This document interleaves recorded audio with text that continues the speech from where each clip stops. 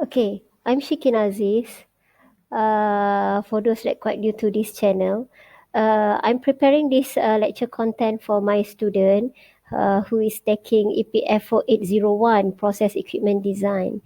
And for this lecture content, I'm going to introduce to my student design for hoppers by using a Genike methods.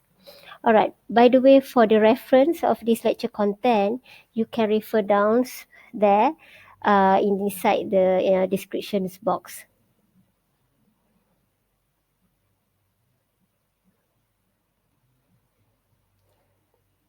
So, common questions, okay, that you need to solve before you design a hopper, alright, is what is the flow mode that you decided to reach, okay, to get, all right, either mass flow, discharge pattern, or final flow discharge pattern, all right, and then what is the hopper angles, okay, then next thing is the outlet size, all right, in order the minimum outlet size that we need to get in order that we can eliminate any discharge flow problems such as arching, bridging, yeah, and then feeder. Okay, we need to consider what is the feeder and discharger type, and then the sufficient discharge rate. Okay, discharge rate that we need to get.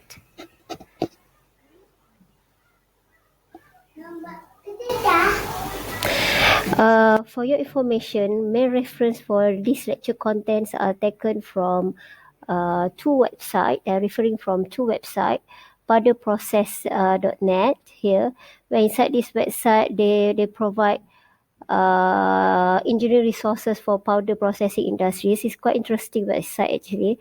All right, a lot of information and which has been simplified for you. Okay, it's like a guideline, step by step on important element in designing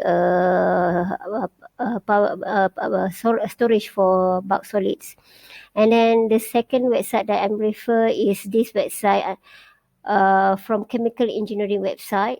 All right, and then they also have interesting article, and this article that I'm mainly focused on this article, Hopper Design Principles. Okay, so the main calculation for Hopper design that we need to know, right, that you need to learn is in order to find the outlet size, or other book using the term discharge diameter. All right. Second, hopper angle for mass flow. Okay. You should know by now that most industry prefer mass flow. Okay, mass flow has a lot of advantage. So if let's say you forgot, you can refer previous lecture content. Okay, then third one is a discharge rates. All right.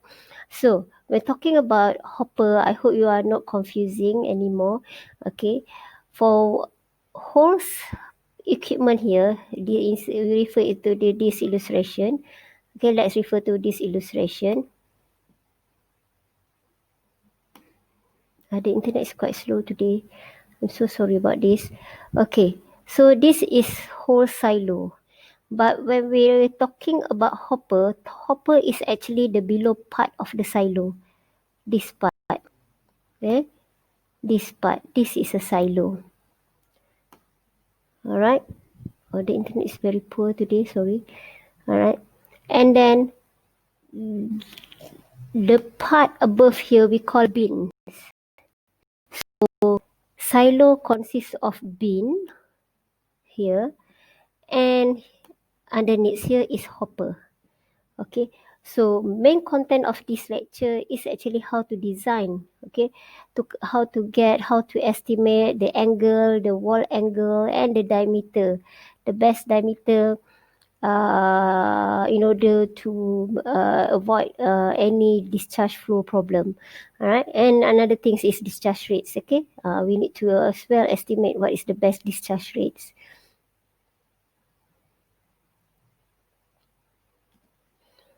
Okay, so now let's look on the calculation for outlet size or discharge diameter and hopper angle for mass flow. So mass flow is uh,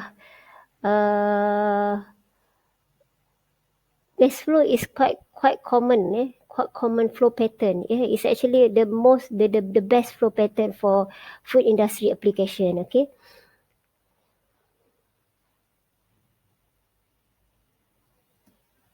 Okay, first step.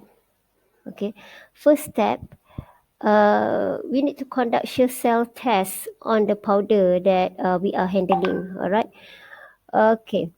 So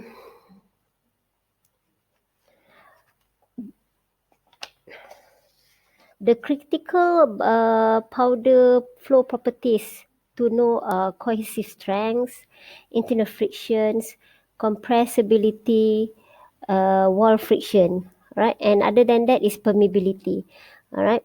So in order to get these properties, okay, in order to get these properties, okay, we need to use a shear cell testers equipment. Okay, shear cell tester is equipment. And nowadays it's not so difficult to conduct the test because some of the equipment is quite how to say, there are automatic equipment nowadays. The automatic equipment is available already. Okay.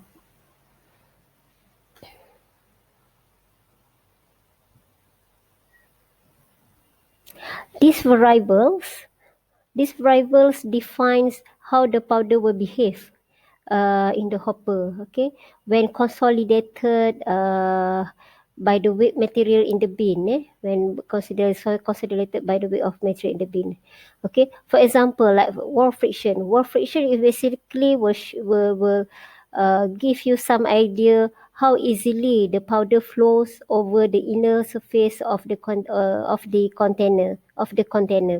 And then compressibility will give you some idea on how the application of a consolidating stress changes bulk density. All right. So, and then the cohesive strength, internal friction will give you an idea how easily the particle move relative to each others. All right. And right. So, uh, so let's look in this diagram. Okay, in this diagram. Okay, so potentially a stable arch. Okay, when I said arch, I'm referring to this part. All right, I'm referring to this part. Oh, I'm so sorry for somehow the doodle here. Okay, the writing pad here doesn't work smoothly. Okay, this part. All right. Okay, the arch. Okay, you can see the curve here. This is called arch. All right. Potentially a stable arch can form, okay, can form across the hopper outlet. Okay, this is the hopper outlet, and if this is strong enough, and then strong enough to support the rest of the powder, okay, strong enough, this is arch. If let's say it's strong enough to support the whole powder on the top, okay, of the vessel, so then the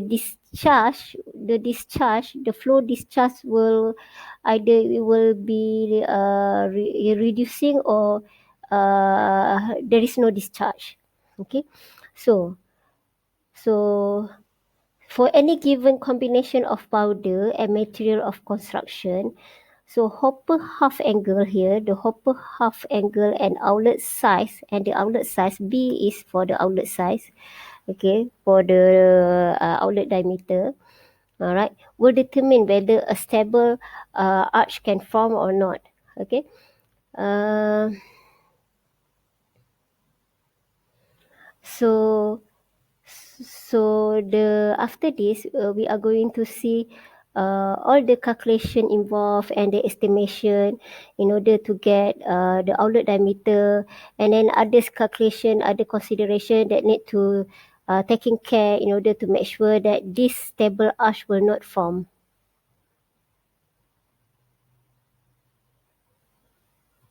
Thus, the test result or the lab test result that we're getting here, that you are going to get from here, will be used to design a reliable hoppers, okay, a reliable hoppers that will give a right discharge rate for your operations.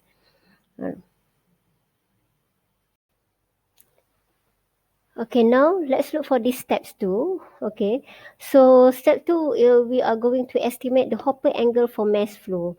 Okay, so as we know that mass flow is a desirable flow pattern inside the hoppers. Okay, and then this chart, okay, this charts showing relationship of wall friction angle, hopper angle, and internal friction.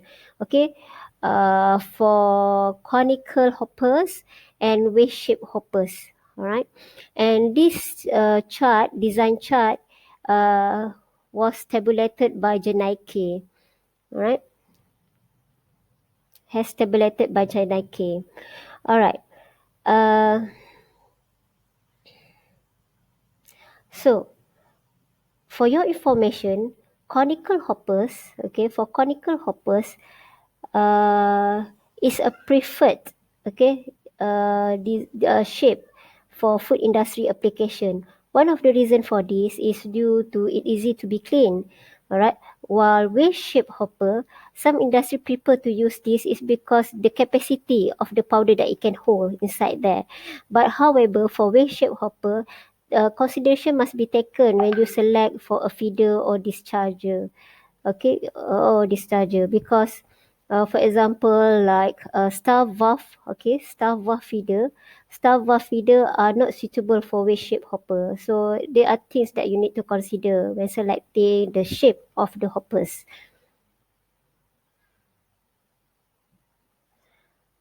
Okay, uh, for, I would like to demonstrate how we going to get an hopper angle. Okay, how we're going to estimate a hopper angle from this chart. Okay, let's say for this conical shape hopper, right? So let's say we have a data, let's say a data from the lab testing result of the powder that we handling. The wall friction angle is, let's say, 5 degree. All right, 5 degree, somewhere around here.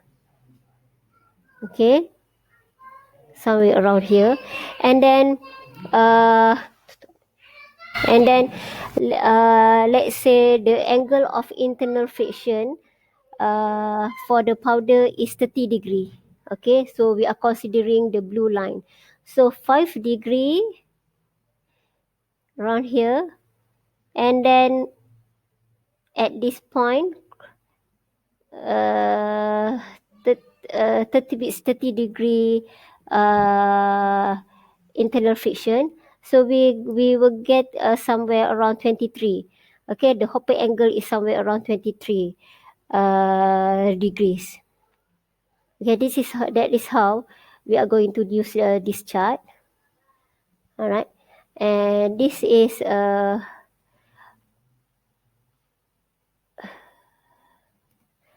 oh sorry, and this is a chart for the wave shape hopper. The method to use to get the hopper angle is the same as what I showed just now. And then next step, for step 3, is to calculate the hopper's flow factor or to estimate hopper flow factors. All right. in order to estimate Hopper flow factors, but before that, let me introduce you. Let me define you what is the flow factors. Okay. Okay, Jenike has defined. Sorry, Jenike define the flow factors using this equation. Okay, using this equation, where there is a relationship between a major consolidation stress, or other term for it is major principal stress, over the arch supporting stress, or other term for it, stress on the abutment of an arch. All right. Sorry for that. Okay, and then actually, we can use graphical chart to estimate the flow factor. All right, the flow factor is a function. Okay, is a function of the angle of wall friction, Hopper angle. Okay, Hopper angle and internal friction. So this chart, internal friction. This both chart is as an example for internal friction of 50 degree. All right. So after having data from the lab test result, we can get an angle wall friction. And then from the previous chart, we will get a Hopper angle. All right. So by drawing the line, from the Hopper wall friction and Hopper angle, and then we can estimate the flow factors, okay, that we are going to use. All right, then by that we can estimate the flow factors, so no need to calculate. All right, then sorry for that sound. Some people are playing firecrackers. This is Shawwal month. Okay, class. Okay, Shawwal month. We are celebrating Eid. Okay, Eid Ideal Fit. In bahasa Malaysia we call Aidilfitri. Selamat Raya. Okay, sorry for the advertisement. Alright, and then okay, after that I need to explain to you, okay, this flow function. Okay, what is flow function? Okay, so this plot of flow function we can plot this flow function after getting some data. Okay, some data from the testing results, shear cell results. Okay, okay. So the flow function showing the relationship between mass consolidation stress and the strength. Okay, and the strength. All right, and the strength. All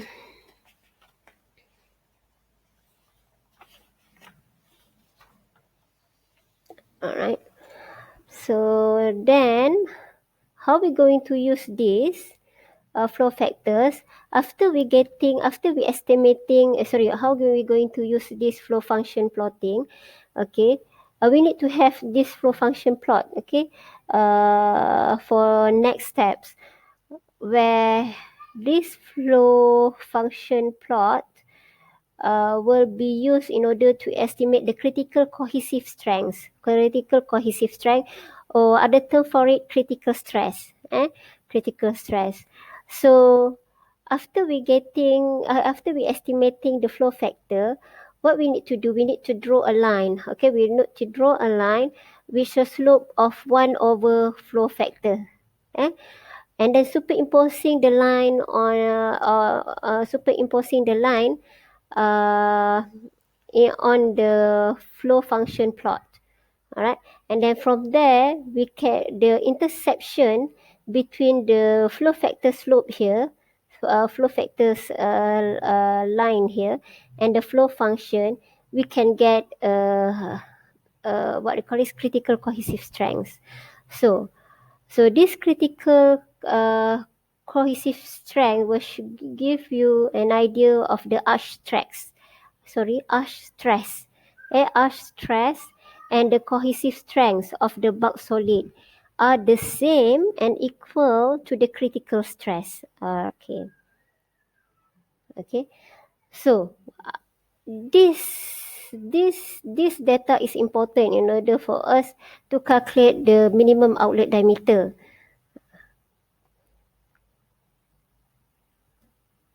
Okay, but after you plotting the flow factor line on the flow function graph, you may get three scenario, okay, where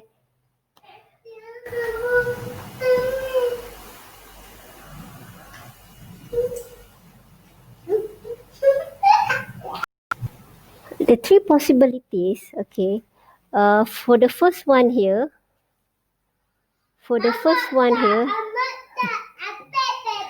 sorry for that sound, my kids.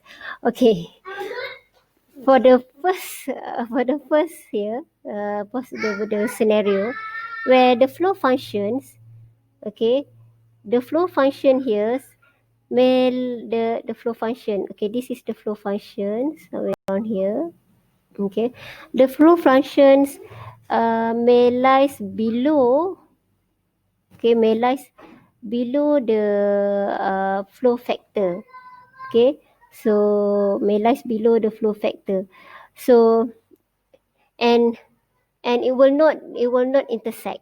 So if this happen, so basically the stress imparted on the arch is always greater than the material cohesive strength, and there is no minimum outlet dimension requirement to prevent cohesive arching. Okay, there is no minimum. So that's mean no flow stoppage.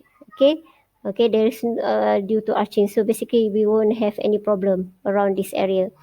All right. And then the second scenario where the flow function here lies above, okay, above the flow factor, okay, and then the curve do not intersect. So then what mean by this is around here, this area where the bulk solid will not flow due to gravity alone. And another means of discharging the powder must be employed. So you may need to have other equipment that can assist the discharge, okay, the discharge of the powder from the silo. All right.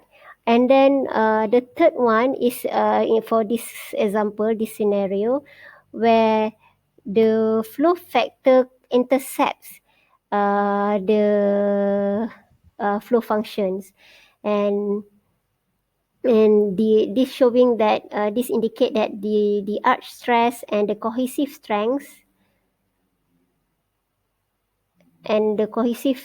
of the bulk solid are the same. Let me find the thing. Are the same and equal to the critical stress.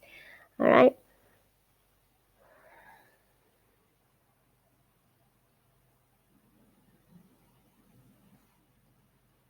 Then next step is to estimate the function H theta. Okay. The H theta parameters is used in the formula to calculate the critical outlet diameter to prevent arching. Right. And it is calculated from this chart. Okay, from this chart. It's estimated, actually, not calculated. It's estimated from this chart. All right. After we getting the hopper angle, we need the data of hopper angle, and then we need to decide the shape of our hopper.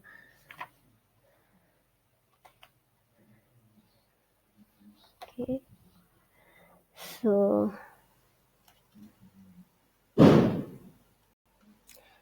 let's say our hopper angle is just now about 23, around here, and then we are considering cone shape, so we need to move up to the red line here, and then we will get somewhere around here about 2.3, okay, for our H function. All right, then after that we move to step 6 to calculate the minimum outlet diameter. So we are going to use this equation. All right. So we already have the data for function h, and then for what the name for this I forgot. Cohesive critical stress, I think. All right, we knew this, and then of course you should know the bulk density of your powder. Okay, and this is the gravity. Okay, so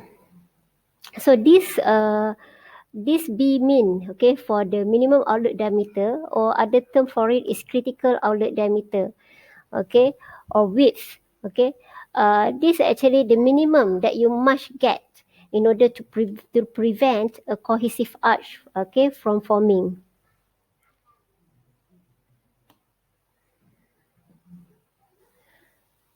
And for large silos, the effect of time consolidations corresponding to the estimated maximum time powder can stay in the silo must be determined also.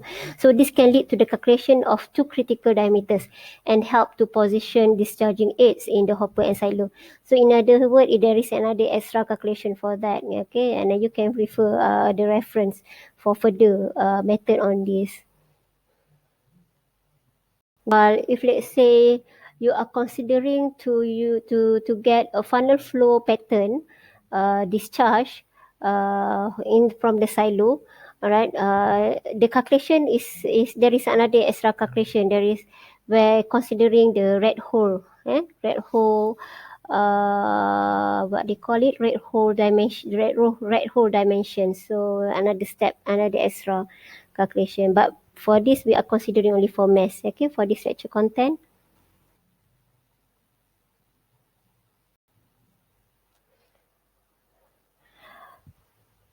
All right, okay, so then this is step 6.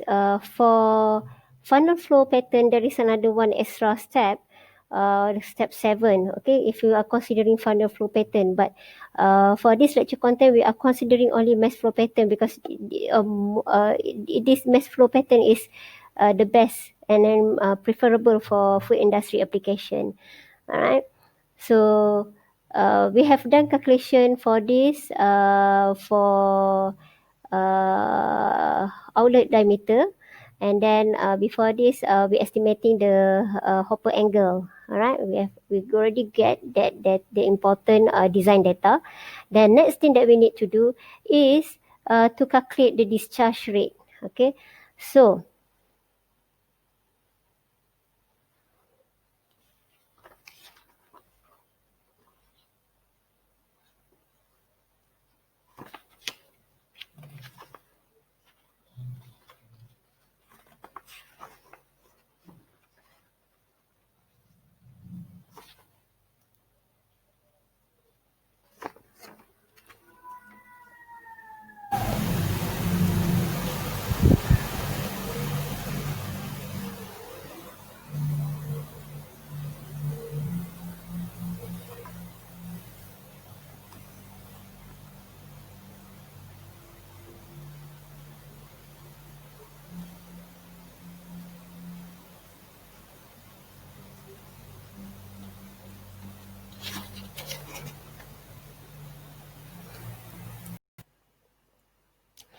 for discharge rate calculation, there are 3 equations that we need to consider. 2 of the equation is for coarse particle, which has size bigger than 400 micron. The equation is Johansson equation and Beverly. I hope I'm pronouncing it correctly. And then another equation is for fine particle, which is below 400 microns. All right. So for Beverly equation here, this is the equation. All right. So and then this one, if let's say C and K is unknown, we can use this. We can assume it by using this value. All right. And then for Johansson equation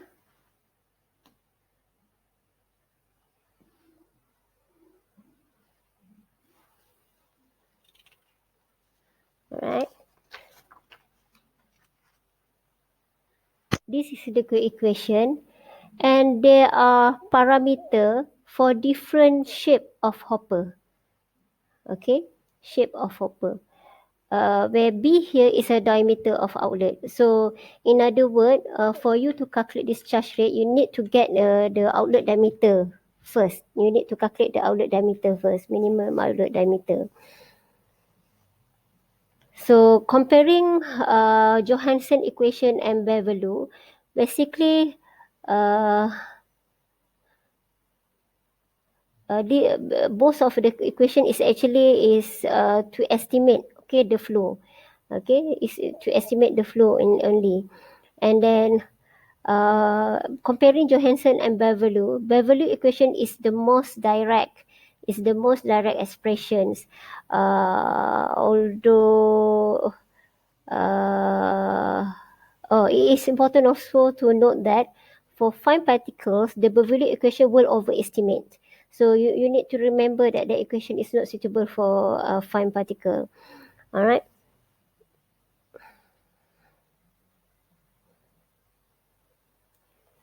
So then let's look on the fine particles. Okay. So flow of fine particle will be sensitive to the flow of air returning from the discharge point. Returning. This is returning. Sorry for the typo. And opposing the flow of materials.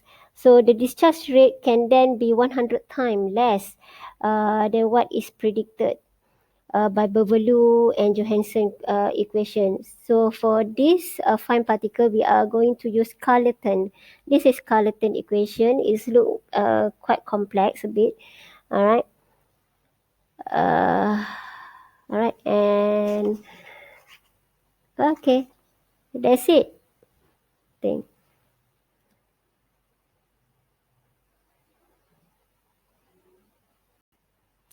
By the way, I would like for you, I would like to introduce to you, recommend to you this YouTube materials, where these YouTube materials, it shows a demonstration, a complete step of applying Jenai-K design method. All right. Because what I introduced just now is basically a theoretical, but the demonstration on applying it, and because some of the steps is need to be repeated, is iterative, because you need to estimate and then you need to get a close value, the best value. Okay, so there is involving a sum estimation. All right, so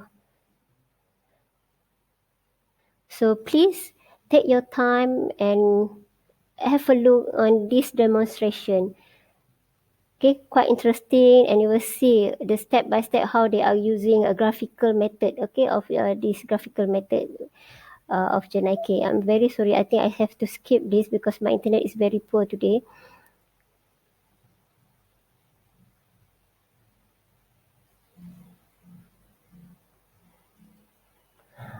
Okay, that's all, class. For today, for the today lecture content, where I have introduced you Jenai-K method, and I hope this will help you for your design project. But and then please don't worry about the getting of the lab test result. I'm not going to ask you to do the lab test. All right, but basically we can get some data of the powder from the literature. Okay, literature, or maybe from textbook or any database. All right. So we're going to use those published data for our design calculation. Okay, see you again for next lecture material. Bye. Keep safe, stay safe from COVID-19.